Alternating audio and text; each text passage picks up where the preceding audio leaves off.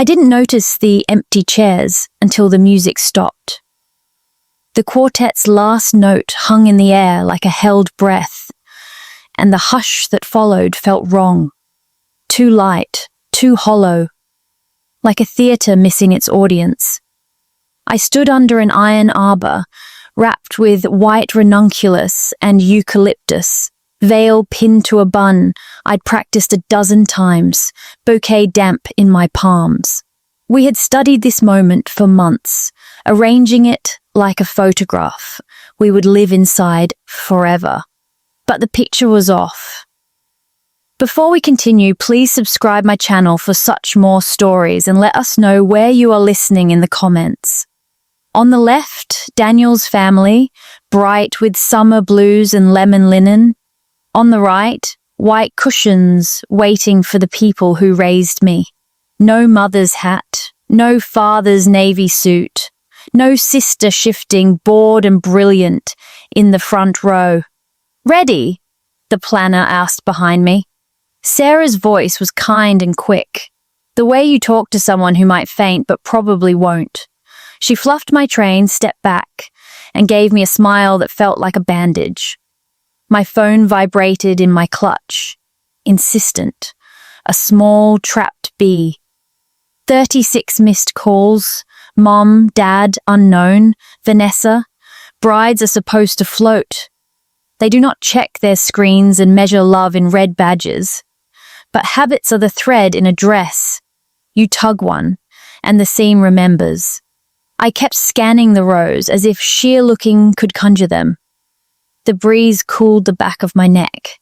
The officiant, Pastor Clark, glanced at Sarah. Sarah glanced at me. Daniel's father, Thomas, stepped to my side. His grey eyes were steady. "Olivia, do you want me to walk you?" It wasn't a question about the aisle. It was a question about being seen. Held up in public when the people who taught you how to stand decide to sit out. "Yes," I said. And the word felt like a latch sliding home. The quartet began again. Guests rose like a tide. Daniel lifted his chin and found me. Our eyes met. His smile wasn't pity, not rescue, just home. We took the first step. The aisle runner breathed under my heels. Halfway down, I heard a chair leg drag, the small gasp of a plate that doesn't quite shatter. I kept my eyes forward. Thomas's arm was solid. "Proud of you," he said, breath warm through my veil. The words landed in a place I hadn't planned to feel today. A tender seam that hated to matter and mattered anyway. At the end of the aisle, Thomas placed my hand into Daniel's and squeezed both of ours, as if sealing a box you hope the movers won't drop. The music dissolved. Pastor Clark opened his book. "We are gathered." Bzz, bzz. My phone again, sliding under "Do Not Disturb" with the nerve of crisis. I felt the message before I saw it. My pulse learned the tone first. Sarah tilted her head a fraction. Daniel's thumb traced my knuckles. "Do you need a minute?" he breathed. I nodded. Sarah guided me 3 steps back beneath the arbor's shade. The quartet lifted their bows and played something politely blank. I opened the text, first an apology without a period, then a claim that no one received my invitations. Then a sentence about Vanessa's engagement party. Halfway through, the tone soured because there was no way to make the shape of it reasonable. Another message about a misunderstanding, about RSVPs, about me being hysterical last week, a phone call I didn't remember having. Heat climbed my chest, the old alloy of anger and doubt. "Whatever this is," Daniel murmured, "it's not about your worth." He didn't pick a side. He stood beside me while I read. A final text arrived, crisp as an invoice. "We need to talk now. Before you make a mistake you can't take back." Thomas waited at a respectful distance. Pastor Clark closed his book for a beat, and lifted his face to the sun as if asking for a cue. I slid the phone away and breathed until my ribs remembered how. "We're going to get married," I said to Daniel, to the arbor, to the empty chairs, to the girl who used to think love was a test graded by other people. "And then I'll call my mother." We returned to our places. Pastor Clark's eyes softened. He opened his book again. The words rose simple and clean, and for the first time all afternoon I felt like I wasn't trying to win anything. I was simply choosing. When the wind lifted my veil and the guests laughed, I let them. When Daniel said "I do," he said it like a stone placed where a river undercuts its bank. Steadiness. When it was my turn, I said "I do" to him and to a life where I would not chase chairs anymore. Applause came like rain on a porch roof, lively, real. For a breath, the hollow shrank. We kissed. We turned to the crowd we did have. We walked back through petals and sun and polite chaos, and I thought, this is enough for today. It would not stay enough. Not when my phone lit again, at sunset with a number my sister used when she wanted an audience. Not when the voicemail began with my mother's voice and a sentence that changed everything. "Olivia, we need to talk about the invitations. The night air should have been velvet, stitched with laughter and clinking glasses, but to me it was wires stretched too tight." Daniel's hand was warm on my back as we threaded through clusters of relatives on his side.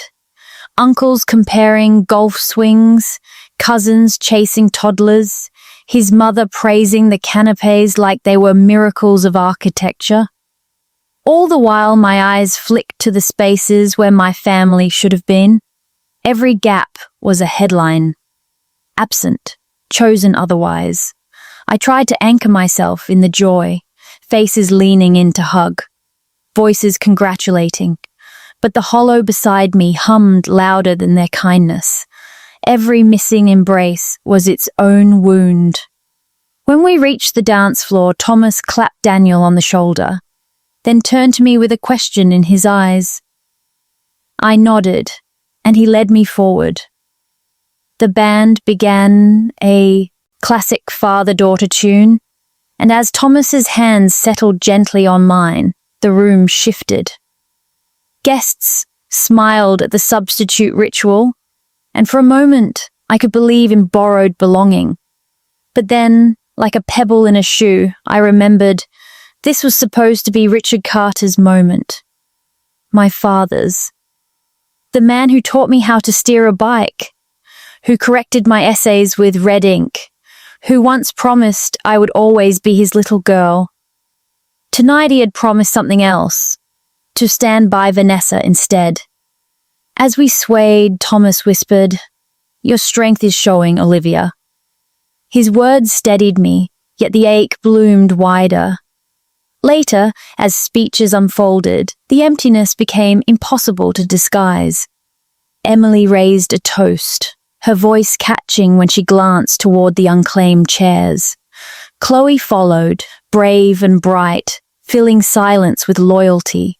Still, eyes kept drifting to the right side of the aisle, 30 chairs like teeth missing from a smile.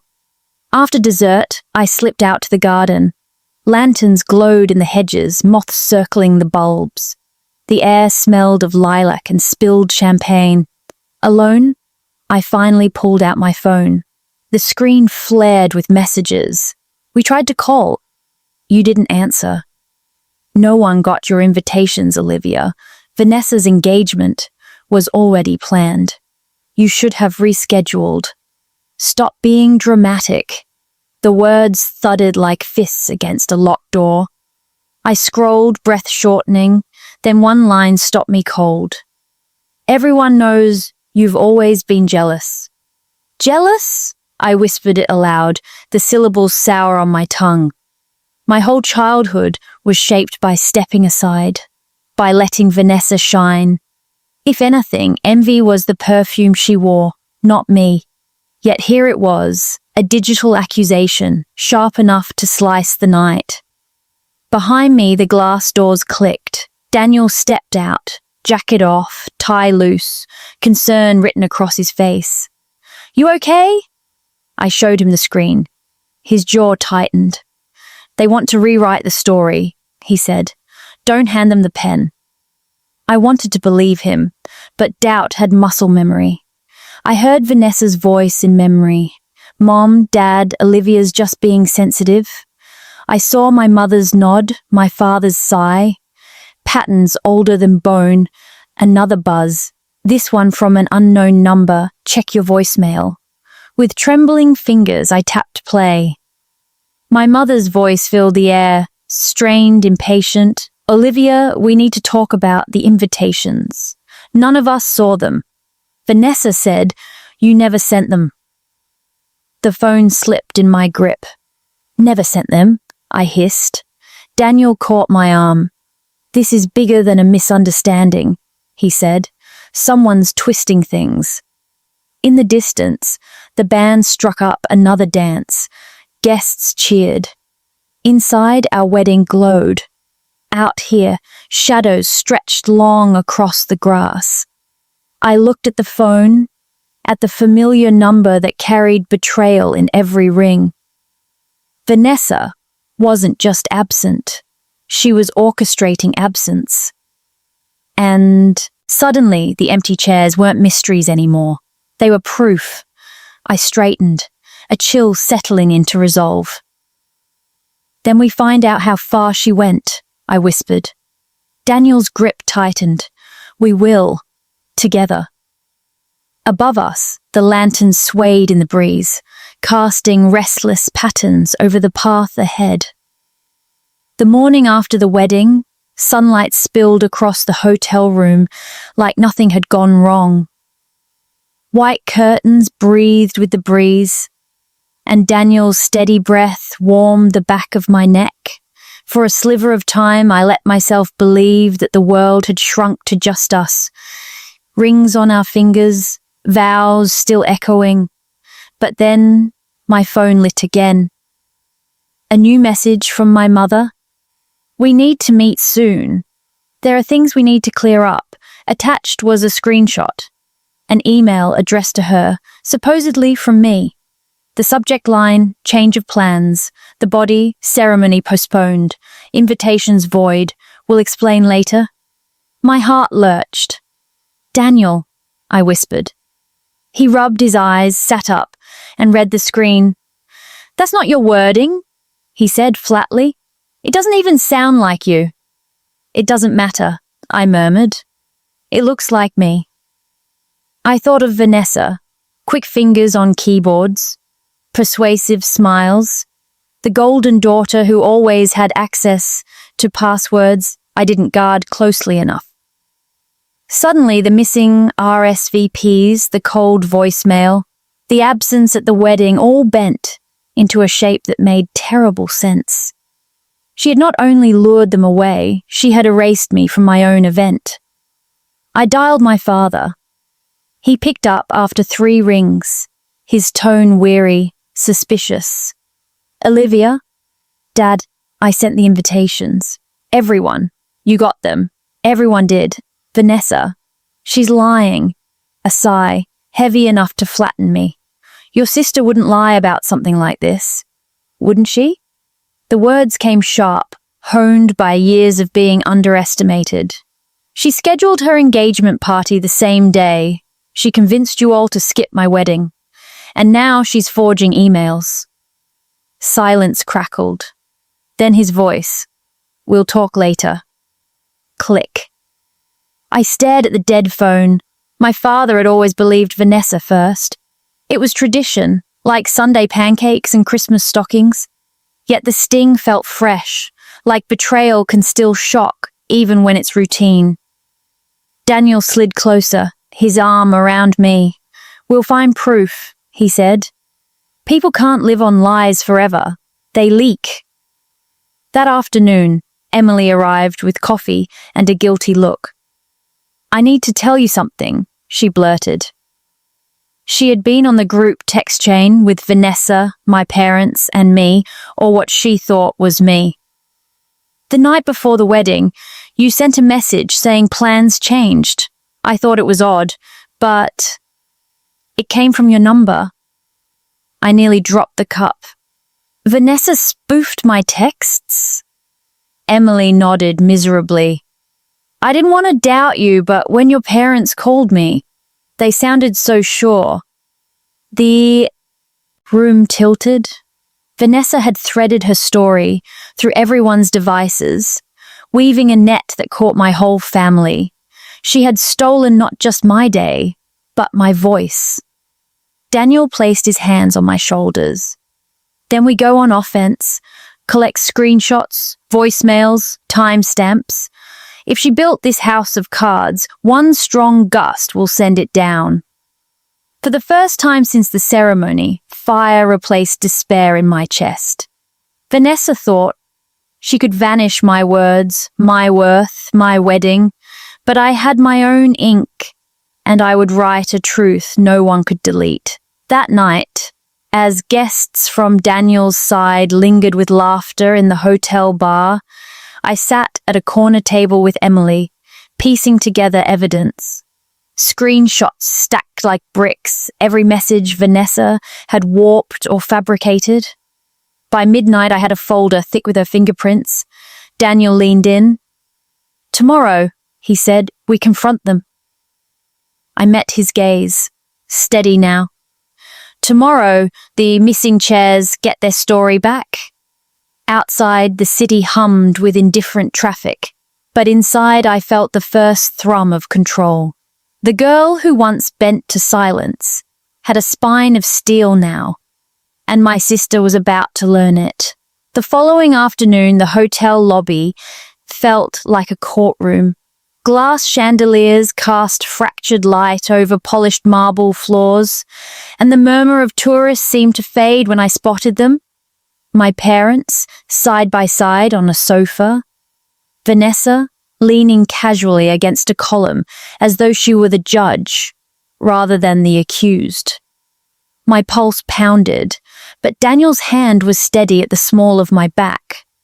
Emily hovered just behind us, clutching her phone with all the evidence we'd gathered. Chloe had insisted on coming too, silent but watchful. Olivia, my mother began, standing with a brittle smile. Her eyes scanned my dress, my posture, my ring, as if weighing the truth against her expectations. We're glad you agreed to meet. There's been a misunderstanding. Misunderstanding? I repeated, my voice low but sharp. You missed my wedding. Every chair was empty. My father cleared his throat. We thought you cancelled, sweetheart. Vanessa told you, I cut in, and you believed her. Again. Vanessa smirked, pushing a strand of hair behind her ear. You can't blame them for trusting me. You've always been so dramatic, people misinterpret things when you overreact. Daniel stepped forward. We have proof, he said evenly. He gestured to Emily, who began projecting screenshots onto her tablet. The forged text chains glowed under the lobby lights, timestamps and all, the fabricated email with my name attached, the voicemail with my mother parroting Vanessa's narrative. My mother's face drained of color. My father shifted uncomfortably, staring at the floor tiles. I turned to Vanessa. You didn't just skip my wedding. You rewrote it. You forged my words. You stole my voice. For a second, her mask cracked, but then she folded her arms, her chin high. Maybe I made mistakes, but I did it because you've always tried to steal attention. It was my engagement, my moment, and you had the audacity to get married, I shot back. My voice carried, startling a couple passing by. You've been the golden child all your life, Vanessa. You didn't need to sabotage me to shine. My father finally spoke, voice thick. Is this true? Silence stretched. Vanessa's lips parted, then closed. Her eyes darted between us, hunting for an escape. None came. Daniel broke it. You can apologize here and now, or we walk, and your relationship with Olivia ends permanently. I stared at her, my pulse slowing into something calmer, colder. But understand this, forgiveness isn't free anymore. If you want to be part of my life, or my family's, there will be accountability, therapy, boundaries, no more secrets. For the first time, Vanessa's defiance faltered. Her eyes glossed with something almost like fear. My mother sank back onto the sofa, covering her mouth. My father rubbed his temples, the weight of years of favoritism, denial, and silence pressed against us all. A tide finally breaking. Vanessa whispered, I didn't think it would go this far. It always goes this far when you build it on lies, I said. I stood then, gathering the strength that had carried me down an aisle alone. This conversation is over until you're ready to face what you have done, not just with words, but with actions. Daniel guided me toward the doors. Emily and Chloe followed. Behind us, the silence of my parents and sister rang louder than any accusation. Outside, the city air was cool against my skin. Daniel squeezed my hand. You were incredible in there, he murmured.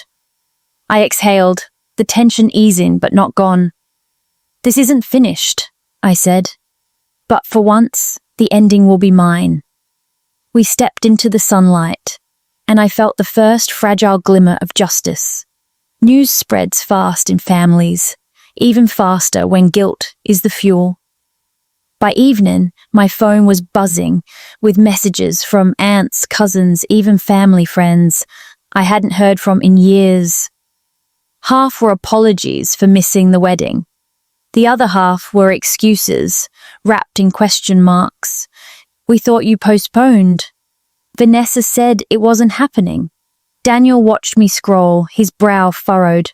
She spun the whole tree, he said. Not just your parents. I nodded, throat tight.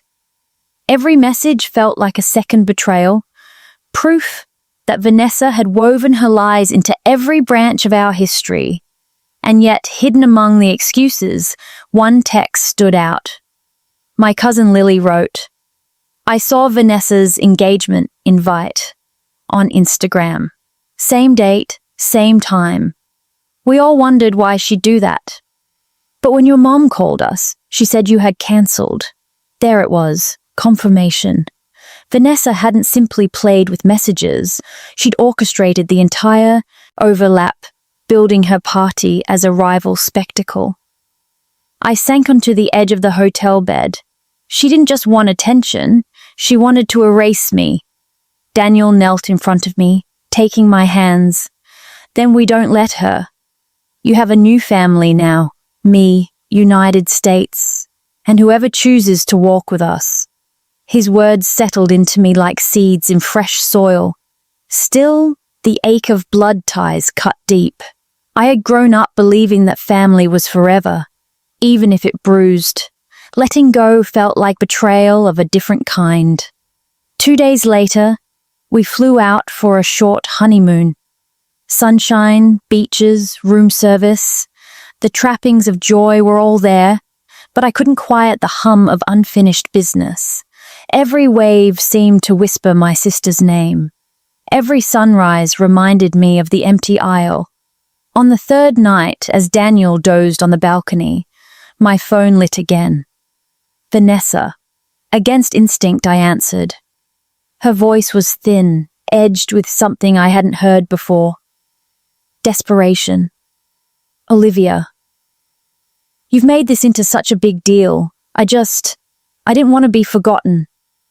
I closed my eyes, anger and pity wrestling inside me. You sabotaged my wedding, Vanessa. You forged my words. Do you know what that feels like? To stand in front of the most important day of your life and realize your own family chose someone else? She didn't reply.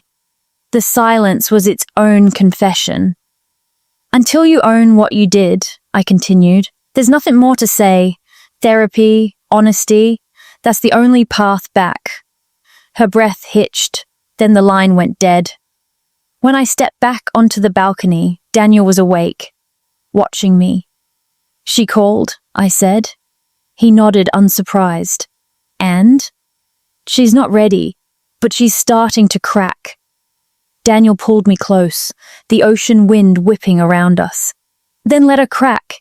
You don't have to carry her anymore. I leaned into him, the horizon stretching endless before us.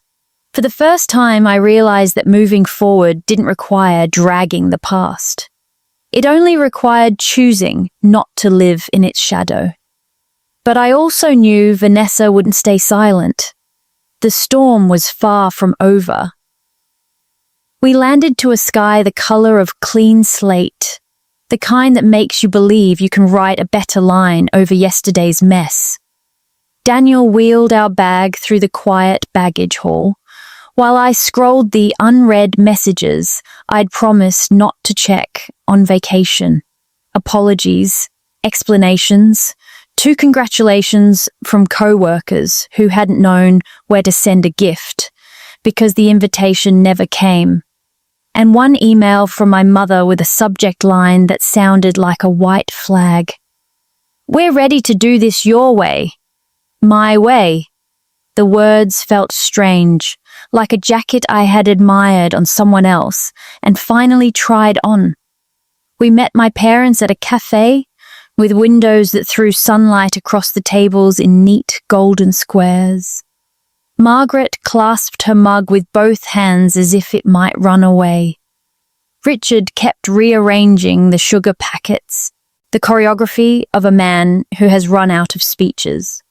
I set my phone face down, a small demonstration that I was not here to be summoned by old alarms. We found a family therapist, my mother said, if you still want that. I don't want it, I said, then softened. I require it.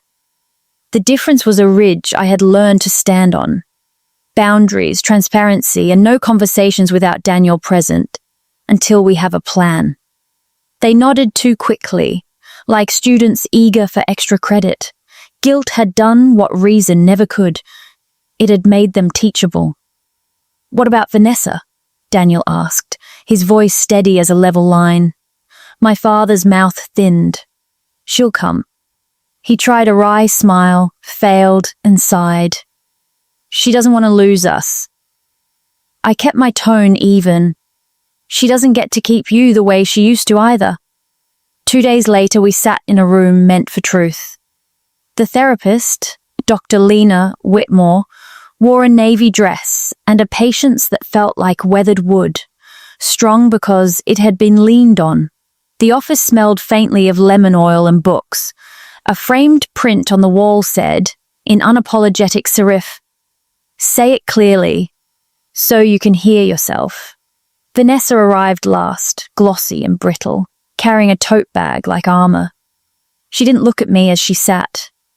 Her eyes found my parents, then flitted to Daniel, then settled, wary, on the therapist. Dr. Whitmore started gently.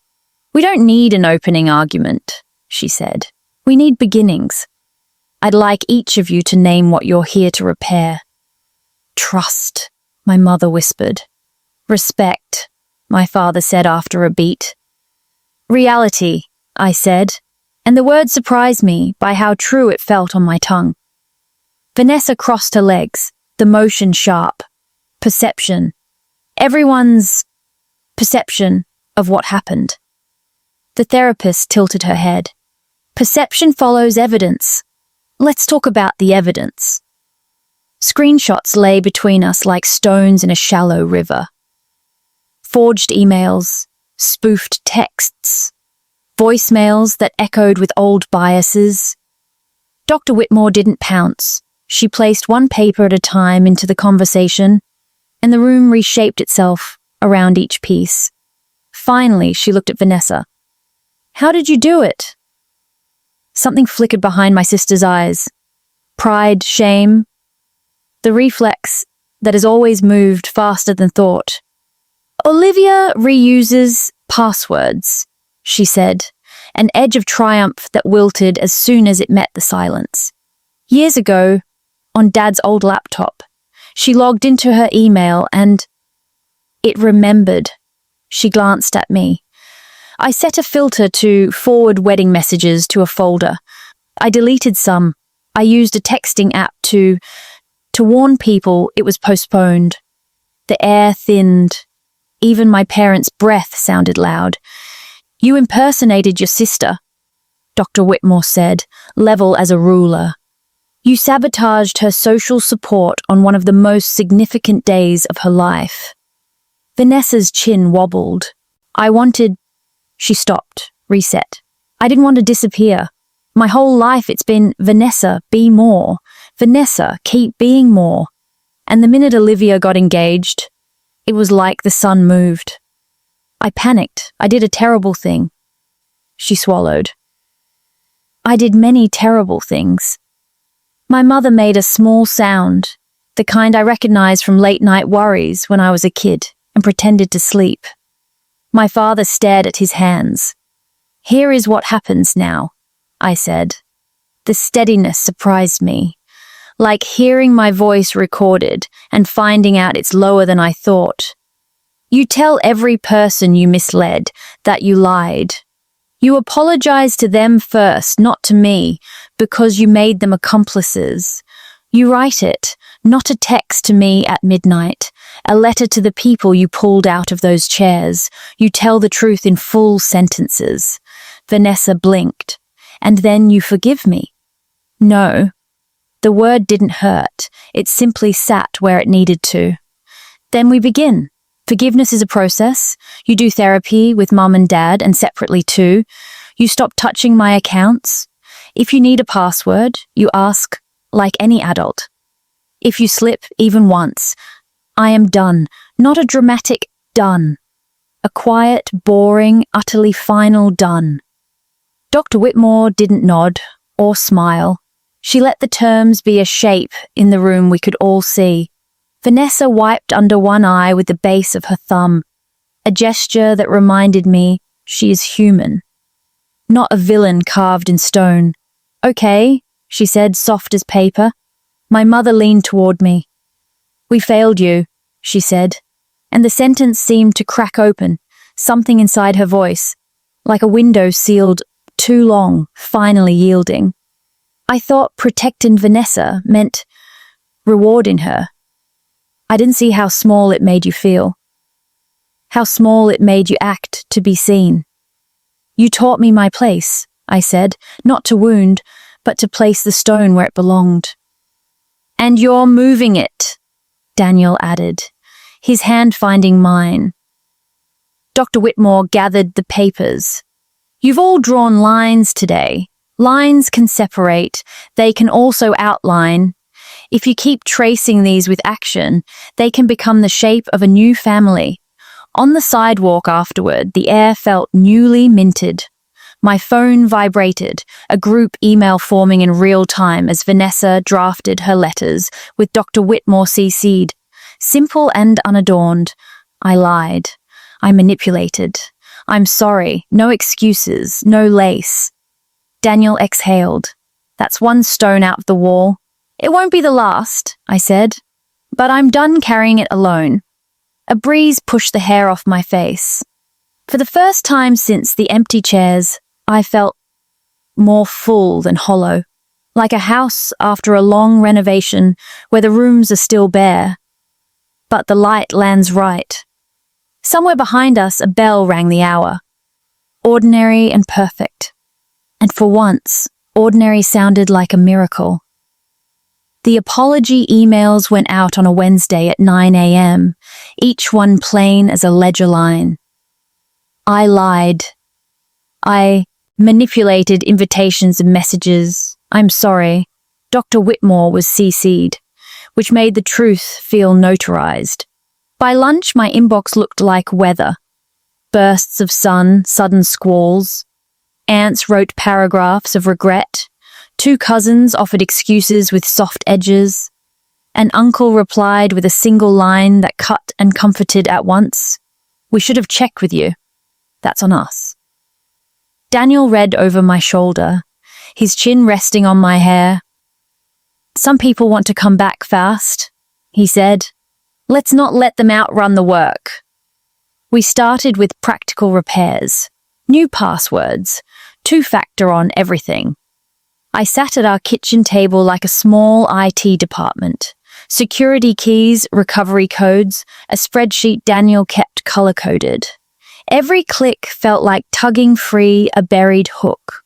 When I finished, I emailed Vanessa from a fresh address that didn't share a single character with the old one. "Boundaries are set. Please continue your letters." At dusk, my cousin Lily asked to meet. We chose a bakery with fogged windows and coffee that tasted earnest. She slid an envelope across the table, my original RSVP card, corners softened by a journey. It hadn't finished. "It came back to my parents' house yesterday," she said. "Postmark from 3 weeks ago. Your address label was peeled and replaced. The paper's torn where the sticker lifted." I smoothed the edge with my thumb. "She handled the evidence like it wouldn't bruise," I said, surprised by my calm. Lily exhaled.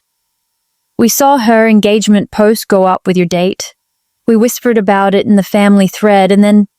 She grimaced. "Then your mom called and said you'd postponed. I wanted to ask you directly. I should have." "You will next time," I said. It wasn't a threat. It was a map. On Friday, Thomas and Marilyn, Daniel's mother, hosted a small backyard dinner for whoever had the decency to ask forgiveness without conditions. We called it the second toast, and no one pretended it was a substitute for the aisle I walked without my parents. But there was glass and laughter and a path across the lawn worn by the same feet, and that mattered. Before the toast, I stood near the fence lights, practicing the sentence I needed to say. Thomas clinked a spoon to glass. The group turned. I felt their attention like warmth, not pressure. "Thank you for showing up," I began. "On the day, some chairs were empty. Tonight, I'm not measuring love by who wasn't there, but by who is. If you were misled, I accept your apology. If you looked at a rumor and decided it was enough, I need time." I lifted my glass. "And if you chose me then and now, I won't forget it." They drank. They hugged. The night kept breathing. Halfway through dessert, a man I didn't know hovered at the gate, hands in his pockets. Late 20s, careful haircut, a suit that wanted to be older than he was. "Olivia," he said, raising a palm in a small, harmless wave. "I'm Marcus Ellison, Vanessa's fiancé." The backyard cooled a few degrees. Daniel stepped to my side. Thomas's friendly face settled into neutral. Marcus swallowed. "She doesn't know I'm here." He searched my eyes for a door to knock on. I read the letters. I proposed because I love her, not because she's a headline. I didn't know she'd chosen your date. She told me you'd asked to combine celebrations. When she doubled down, I believed her. That's on me. "You believed a story that benefited you," Daniel said, not unkindly. "Most of us do, until it costs us something." Marcus nodded, cheeks flushed, with the shame of recognizing himself. "I'm not asking you to forgive her. I'm asking how to stand next to someone who's trying to be better without pretending what she did wasn't bad." I surprised myself by answering, "You tell the truth even when it makes the room weird. You keep your own accounts clean, and you don't confuse progress with permission." He exhaled. "Thank you," he said, as if I had handed him an object he wasn't sure he deserved to hold. He left without crossing the threshold, which felt right. That night, the other kind of ripple arrived. A Facebook post from a relative I hadn't spoken to since middle school. A caption with too many ellipses and just enough facts to poison them. Family drama. Sad to see sisters fight. Weddings are supposed to bring us together. Screenshots blew up a group chat I didn't ask to be in. My thumb hovered above reply, then lowered. Daniel watched me set the phone face down. "That's a new muscle," he said. "It's sore," I admitted. "But it works." Saturday afternoon, my parents invited us to their house to review Vanessa's amends. The dining room table was spread with lists. Their contacts, who had received an apology, who still needed a call, who had asked for time. It looked like planning for a holiday, which in a way it was. The deliberate celebration of less damage. Vanessa arrived late, hair uncharacteristically undone, eyes rimmed with a fatigue that looked like effort. She didn't sit until she'd handed me a folder. "What's this?" I asked. "Proof," she said. "Screenshots. Drafts I wrote and rewrote, until the part of me that justifies everything finally shut up." We read in silence.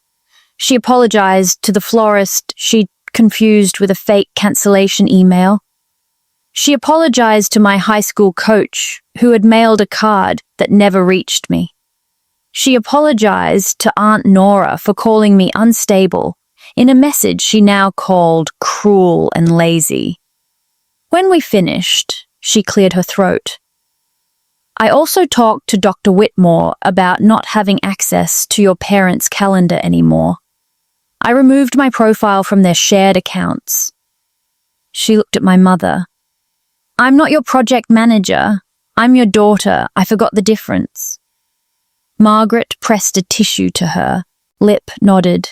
Richard's gaze was damp but steady.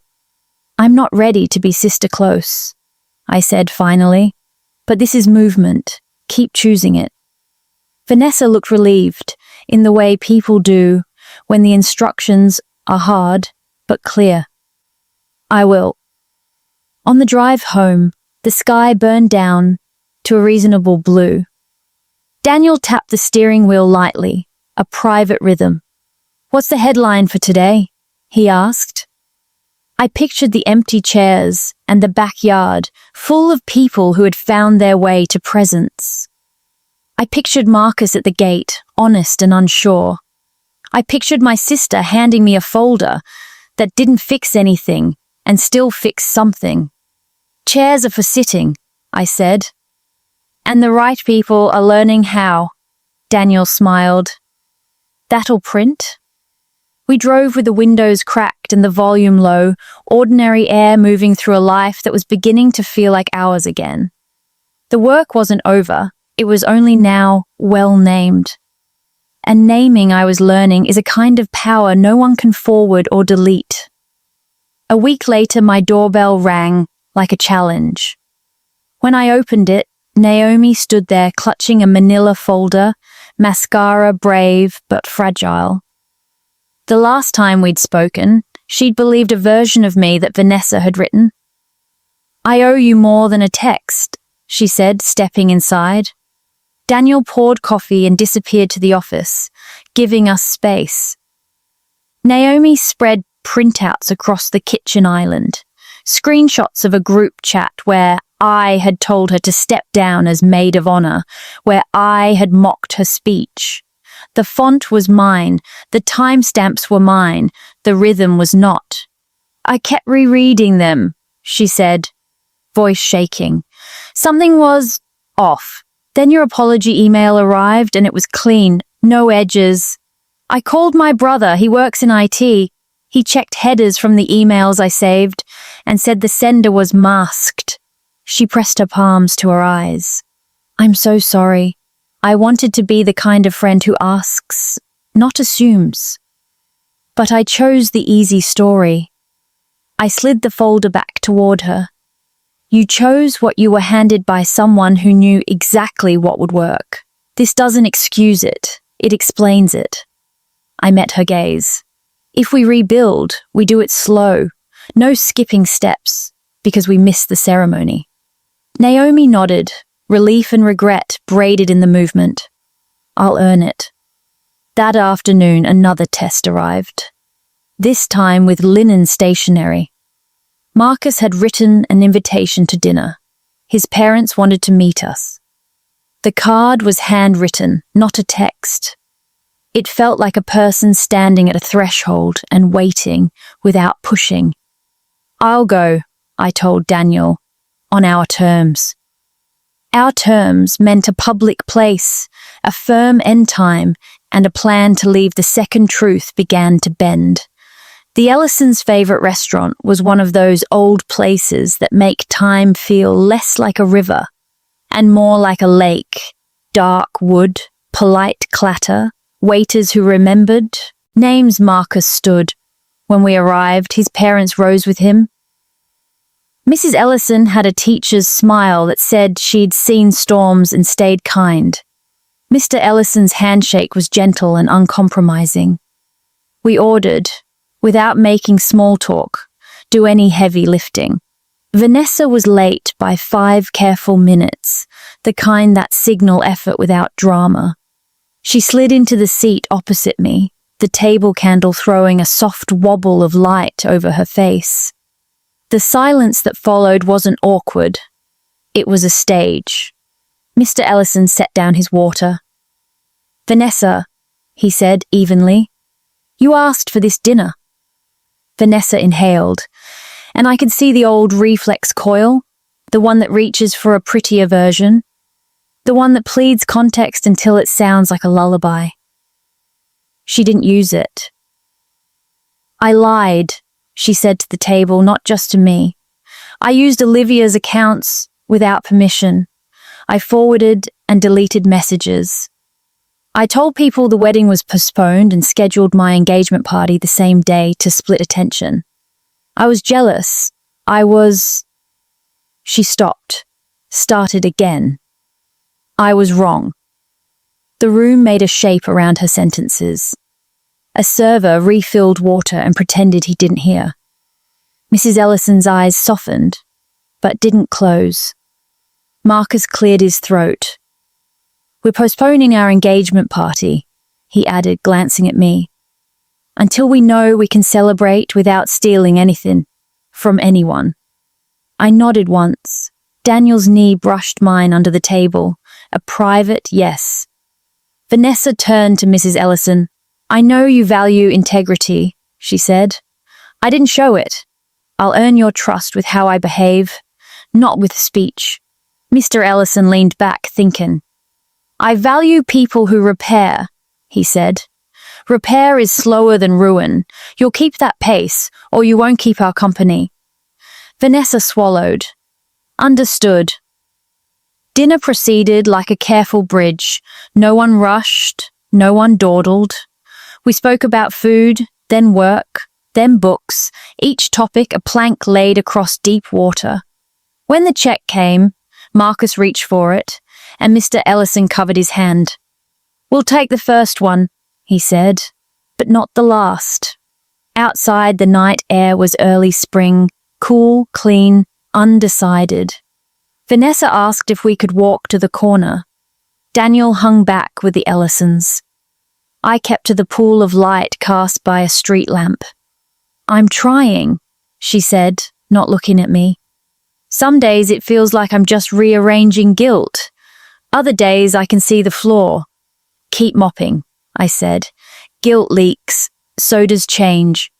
She huffed a short, unpretty laugh. You always did have better metaphors. We stopped at the crosswalk. Cars slid by like thoughts you don't keep. She turned to me. Do you ever wish we could rewind?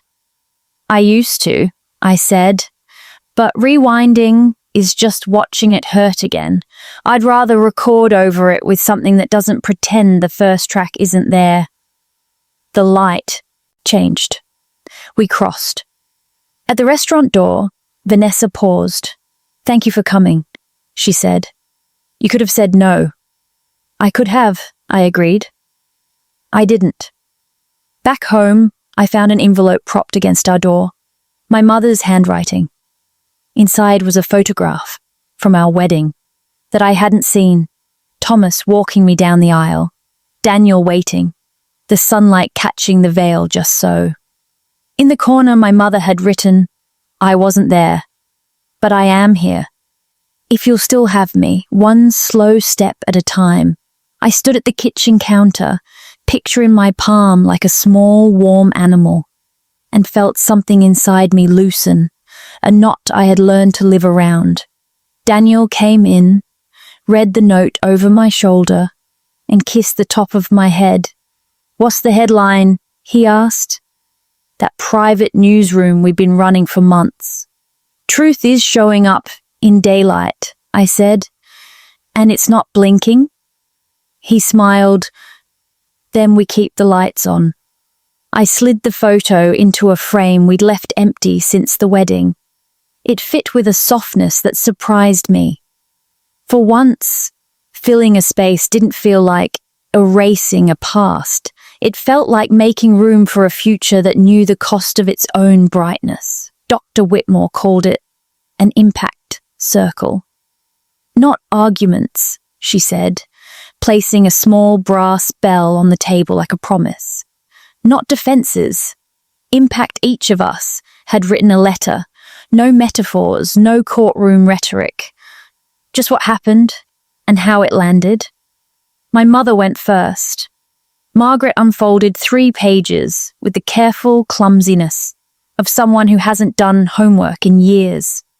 "Olivia," she read, voice catching on my name. "I taught you that your sister's brightness needed room, and I made that room out of your space. When Vanessa called, I sounded younger because I wanted to be the mother she rewarded. When you called, I sounded older because I was tired of explaining you. On your wedding day, I chose the old script. I am ashamed." She lifted her eyes. "I will earn the new one." My father's letter was shorter, as if brevity might hurt less.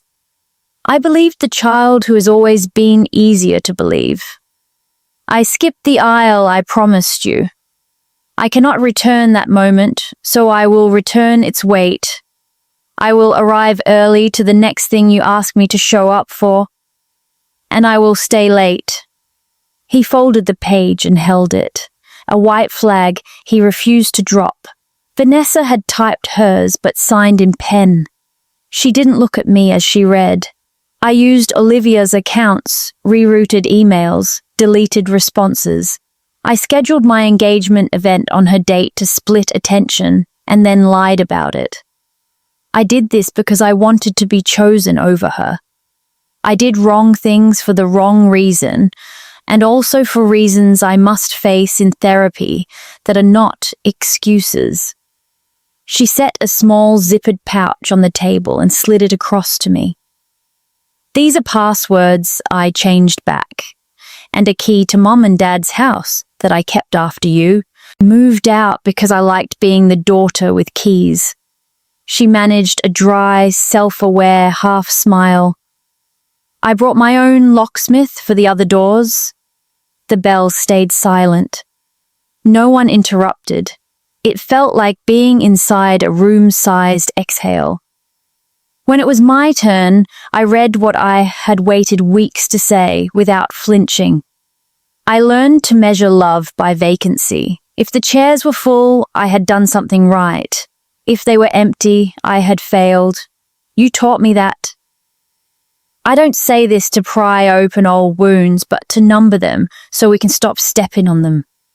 On my wedding day, I didn't just lose your presence. I lost the proof I had trained myself to require. I am done with that math. I will not accept repair that looks like performance. I will accept change that looks like work. Dr. Whitmore rang the bell once, a bright, ordinary sound. "Now make a plan," she said. "Repair is a verb." The plan looked smaller, on paper, than it felt in our chests. Vanessa would continue the apology letters and calls, copying the therapist, until habit replaced shame. My parents would attend sessions with and without her. They would also plan, not plan, a simple brunch to witness our marriage properly without speeches or spectacle.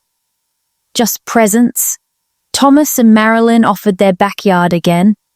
I said yes, with one condition. My parents would set every chair themselves. The Saturday we chose dawned moody and undecided, the sky a bruise that might fade or bloom.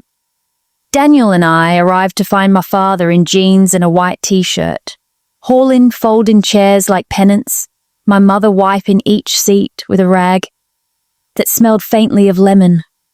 Vanessa stacked plates, hair up, phone face down. I brought lilies, Margaret said when she saw me, nervously offering a bucket for the tables. From your bouquet. I asked the florist for the exact kind. They're right, I said. I didn't say thank you yet. I wanted to save the word for when it fit. People trickled in, not a crowd, not a performance, just human scale. Emily with a bakery box, Chloe with paper fans, cousin Lily, in yellow, holding the RSVP card that had finally found its way home. Thomas set up the speaker. Marilyn arranged fruit with the quiet ceremony of someone who believes in small beauty. When it was time, we didn't stand under an arbor or pose. We simply faced whoever had come and let our hands find each other. Thomas lifted a glass. To Olivia and Daniel, he said, to choosing and re-choosing. That was it. No grand speeches, no public flagellation. The sound of forks and murmured conversations filled the yard like tide returning. Near the fence, Uncle Mark began a sentence with, "Well, what people don't understand is..." And Vanessa surprised us both by stepping in, a gentle palm raised. "We're not doing commentary," she said. "We're doing chairs." He blinked, then nodded, almost grateful for the rule. Midway through, my mother approached me with a cassette tape in a plastic case. Something from a drawer you forget you own. "Your father wanted to dance with you," she said softly. "If you're willing."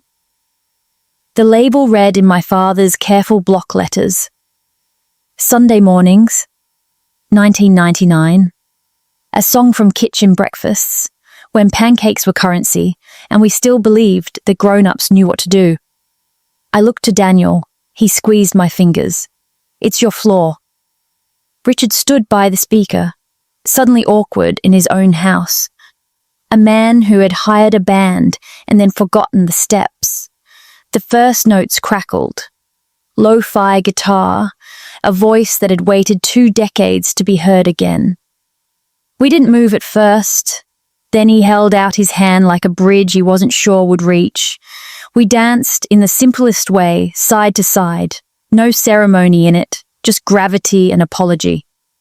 I didn't cry. I didn't narrate. I let the old music lay over the new afternoon like tracing paper, both images visible at once. When the song ended, my father didn't try to make a speech. He just carried 2 more chairs from the stack and set them at a table where 2 latecomers had been standing as if they didn't belong. He pressed one seat down until it settled. The sound it made, small, resolute, felt like a chapter closing without slamming. By the time clouds thinned to a forgiving blue, the yard looked used in the best way. Scuffed grass, empty plates, the map of conversation still faintly visible in the air. Vanessa collected trash without performing contrition. My mother returned the lemon rag to a bag. My father folded the final chair with the tenderness of putting away a borrowed thing you want to be trusted with again. At the gate, Vanessa paused. "I'm not asking for a ribbon," she said. "I'm asking to keep working." "You are?" I said. "And I see it." On the drive home, Daniel drummed a quiet beat on the steering wheel, our private headline waiting. I watched the town unspool, brick, awnings, a boy on a scooter, a woman watering petunias like she had all the time in the world, and felt the odd, unmistakable texture of peace. Not the cinematic kind that swallows grief whole, but the practical sort that makes room at the table and hands you a napkin. "What's today's line?" he asked. "Chairs got sat in?" I said. And nobody fell through. He laughed, the sound easy now. At a red light, I opened my bag and touched the cassette case, its edges warm from my palm, a relic with new work to do. Tomorrow had appointments and open tabs, and perhaps another letter to read. But for once I didn't feel like I was living inside a draft. The light changed. We went. The future didn't feel perfect. It felt present. And presence, I was learning, is its own vow. By late summer, the heat had softened into something bearable, and the maples on our street had started practicing for September, one leaf at a time. Daniel carried a box up the stairs labeled "Nursery" in my sharpest handwriting. Inside, a mobile with paper swans, a stack of board books, a tiny knitted hat from Marilyn that looked like a promise you could hold. The first time we heard the heartbeat, it sounded like a fast train choosing us. Daniel cried in the quiet way he does, hand covering his mouth like he's trying not to scare the moment. I laughed. Out of relief, because joy sometimes arrives disguised as hysteria, because there was proof now that the future had already started without waiting for permission. We didn't throw a reveal or ask for a parade. We sent 5 texts on a group thread titled "Only the People Who Show Up." And that was enough. Thomas and Marilyn came with soup and stories about raising Daniel. Cousin Lily dropped off a second-hand rocker, with the varnish rubbed smooth by other nights. Emily and Chloe brought a plant you're not supposed to be able to kill. We decided to believe in it anyway. A week later, my parents asked if they could help assemble the crib. I said yes with the same condition as the brunch. Arrive early, stay late, bring your own tools. They showed up 10 minutes ahead of time. Richard had a new Allen key set and the tentative energy of a man trying not to overcorrect. Margaret carried a bag of groceries and a folder of papers she didn't show me until the end. We cleared the room, the cot, the small dresser, the rug. Marilyn found on sale that looked like a child's drawing of a field. Richard spread the instructions on the floor like blueprints for gentleness. Daniel read aloud. We worked without choreography, finding a rhythm that felt like a different kind of family song. Pass, turn, steady, tighten. At one point, a bolt refused to thread. Old Olivia, auditor of vacancies, historian of slights, would have treated the stubborn hardware as an omen.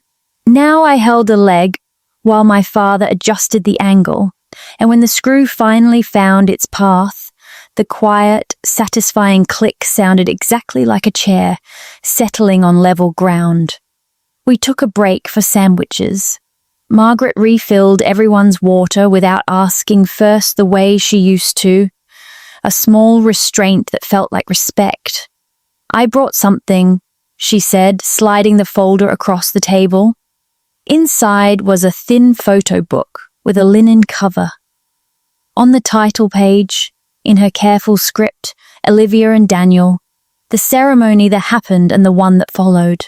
The first half held images from our wedding, Thomas's steady arm, Daniel's soft grin, my veil lit like a small weather event.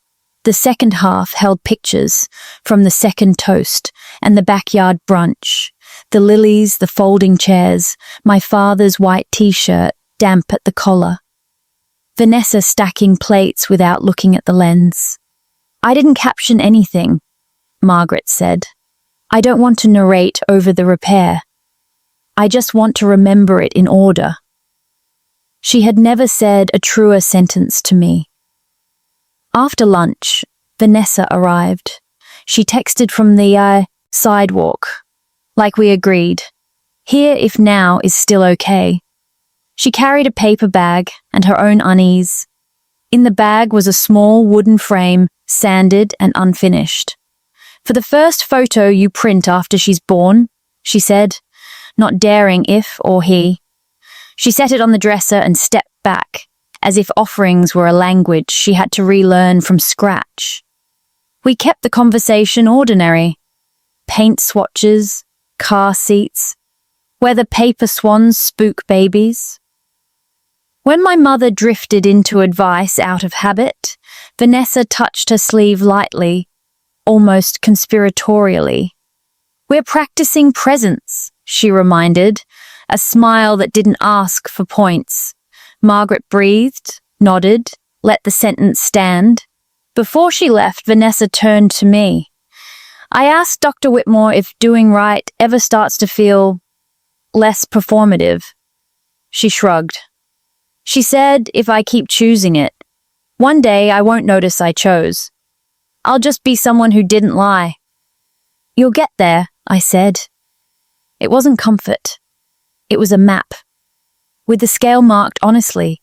That night, after everyone went home, the crib stood in the corner like a small boat waiting for weather. The mobile swans hovered as if they knew something we didn't. Daniel sank into the rocker and patted his lap. I sat sideways so my feet could find the rug. The house felt full in a way that didn't depend on how many people were in it. Headline? He asked, our quiet ritual. I looked around the room we had built out of parcel deliveries, apology letters, and the stubborn hope of ordinary days. The chair's filled up, I said, and the table is longer. He grinned. That'll run above the fold. The next morning, I opened my email to find a message from Marcus. Short, careful. We've postponed the engagement party until after the baby comes, not as payment, just to keep the air clear. If you ever need a car seat installed, I'm allegedly good at that. I forwarded it to Daniel with a thumbs up and archived the thread without the old prickling of what if. Not every story needs a public ending. Some need a calendar entry and a clean subject line. Weeks ticked forward with the quiet authority of a clock you can finally hear again. Some days were easy. Some had the old ache. On one afternoon, a cousin tried to resurrect the commentary on Facebook. Vanessa replied with one sentence that was both confession and boundary. I lied then. I don't lie now. Please talk to Olivia directly if you have questions. No collapse followed. The room didn't tilt. It was the strangest relief of all, to witness something messy and not have it become a storm. On a Sunday, Daniel and I tested the monitor and argued affectionately about which shelf should hold the diapers. He went to make tea. I stayed, running my fingers over the smooth crib rail, feeling the grain in the wood like a map of years to come. Down the hall, a chair scraped softly, the sound of our ordinary life, nobody falling through. I thought of vows, the big ones spoken under eucalyptus, and the smaller ones you keep with your hands. Changing passwords, setting chairs, arriving early, telling the truth even when the room goes quiet. I thought of the child who would learn love from the furniture of our days, not the theatre of our apologies. When Daniel returned, I rested my head on his shoulder. The window held a rectangle of afternoon, bright and uncomplicated. For once, there was nothing to fix, no sentence to revise, no ledger to balance. Ready? He asked, meaning more than paint or shelves. Yes, I said, and the word felt like a door opening onto daylight. Not a rescue, not a performance, a life. And presence, finally, fully, was the vow we kept.